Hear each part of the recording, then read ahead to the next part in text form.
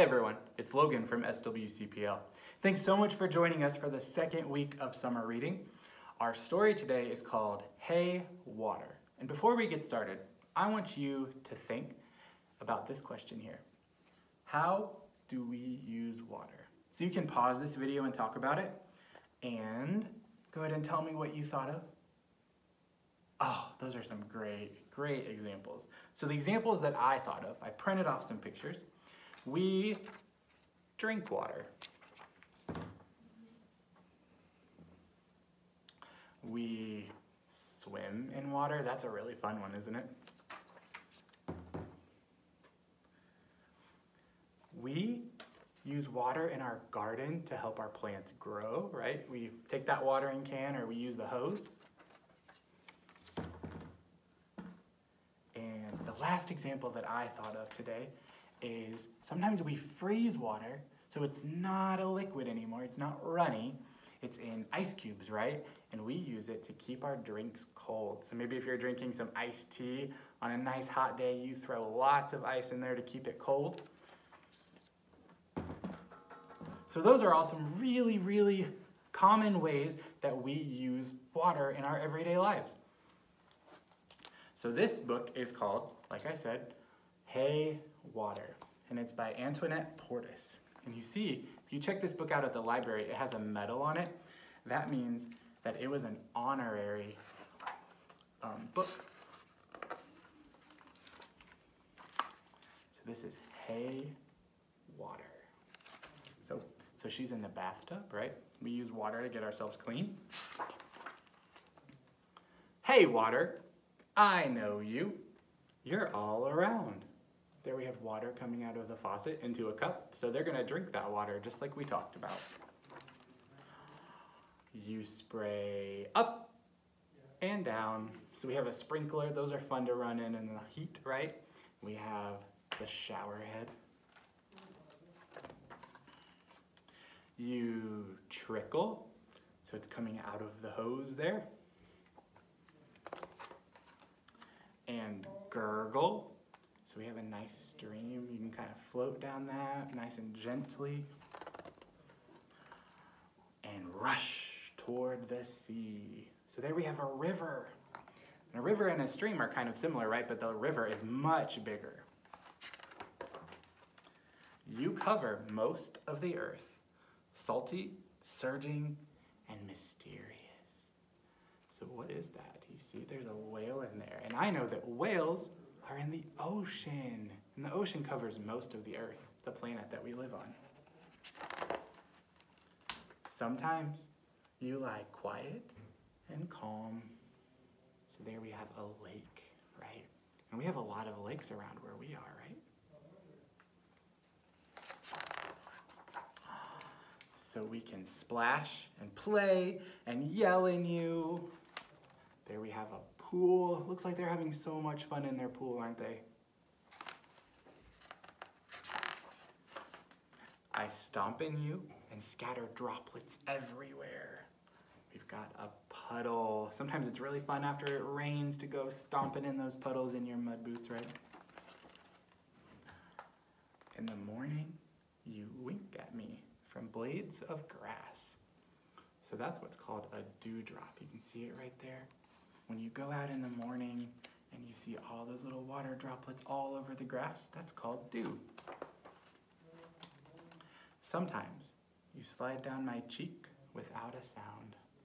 We've got a teardrop there. And sometimes you roar and roar, right, in a rainstorm. Sometimes rainstorms can be a little bit spooky. Water, even when you try to fool me, I know you. You blast and huff, you whistle and puff. So that's steam. So they're making some tea maybe on the stove in that kettle, and it steams like that, and that's still water. You hide in the air and drift. That looks familiar. Do you know what that is? Right, it's a cloud up in the sky. Do you see the birds right there? You drift in the air and hide the world. Do you know what that's called? Good job, that's fog. See, it's drifting down and covering up the world. Sometimes you freeze hard as a rock. We've got our ice cube just like we talked about. Ooh, or you can be a rock that floats. That's called an iceberg. Or a rock we can skate on. They've got a skating rink right there to go ice skating. Sometimes you freeze soft as a feather. See all that snow? Do you remember back to winter and all that snow? And fancier than lace. But water, I know it's you.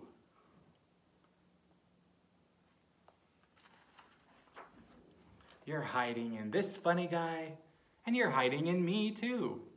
Water, you're a part of every living thing. So everything you see there has water inside of it. That's why it's so important for us to drink water. When I'm thirsty, there you are. Hey, water, thank you. Can you say thank you to water? It's a very important thing. So if you decide to check this book out and you're interested in learning some more about some of the stuff it talked about, it tells you all about the different forms of water, and it tells you about the water cycle, which is a really, really interesting way to learn about how water goes through all of these different stages and gets back to us. So that is Hey Water. I hope you enjoyed it, and stay tuned because we're gonna make paper bag kites. Hey everyone, I'm Logan. And I'm Kara, his assistant. And today we're going to be making a paper bag kite. So if you stopped in the library and picked up your activity kit, you'll have everything that you need to make this. So we are going to go through what's in your kit, and if you didn't have a chance to pick up a kit at the library, that's totally fine. You can just pay attention to what you need to get, pause the video, go grab it, and then join us again. So inside your kit, you've got one piece of string. And before you get started, you're going to want to cut this into two pieces. They don't have to be exactly in half like I did, but you want to have two nice long pieces for this.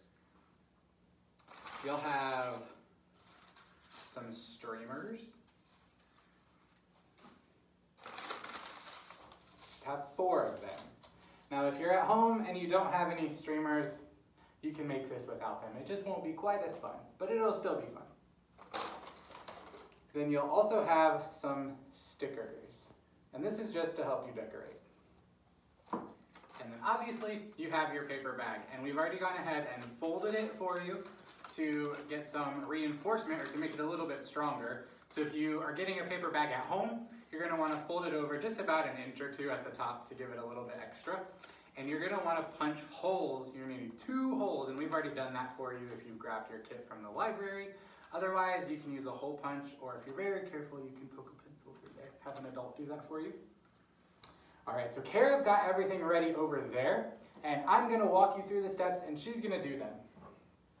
So the very first thing you do, this is the fun part. You get to maybe fold your bag down like this so it's a little flatter, and you get to decorate it however you want to. You can use some of those stickers that we gave you.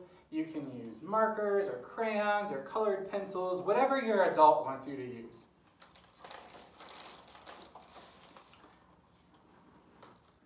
So while Kara is doing that, I'm going to go ahead and get all of my supplies sitting out here, nice and straight, ready to go. So when we need them, we can just grab them and use them.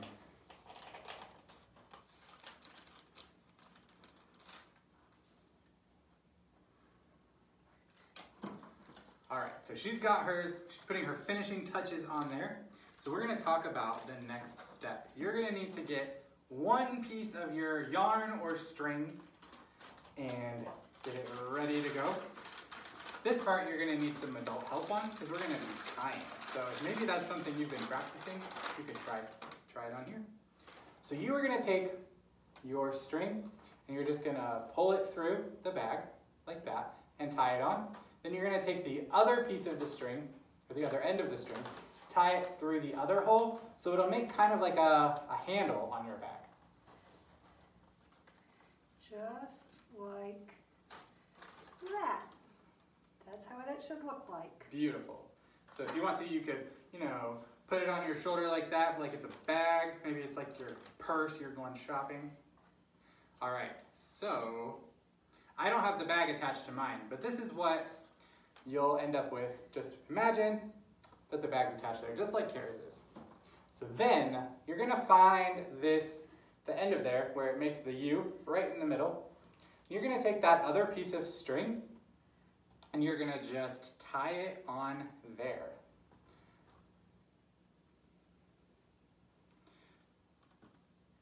And you wanna try to get it as even as possible because that'll help your kite when you're trying to fly it later.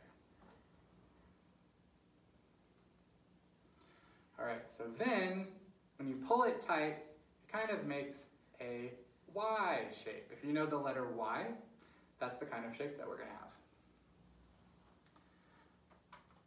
So then next up, you're gonna get your streamers ready.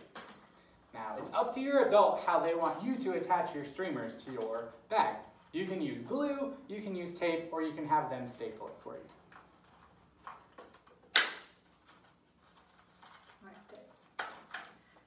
Okay. And you've got 4 different colors of streamers, and they might all be the same length, they might be different shapes or different lengths, that's totally fine. So you can put those however you want to on your bag. You can do 1 on each side, because we have a rectangle which has 4 sides. Or you could do 2 on each long side. However you want to do it, this is up to you. Even if you want to put all 4 of them across the same side, that's totally fine.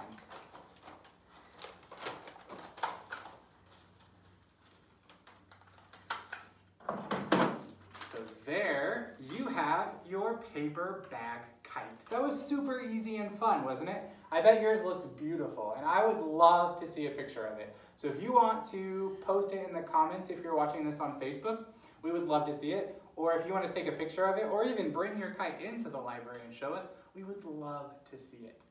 So now that you have your beautiful kite like that, you can take it outside. This is the last step on your instructions. Take it outside, you're gonna hold it at the very end like that, and you are just gonna run as fast as you can. I hope you can find a nice big yard. Hopefully you have a yard, or you can go to the park and stay socially distant from other families, but run around and get that kite flying and see how it goes. All right, thank you so much for joining us this week. I hope you enjoy your paper bag kite, and we'll see you next time. Bye. Bye.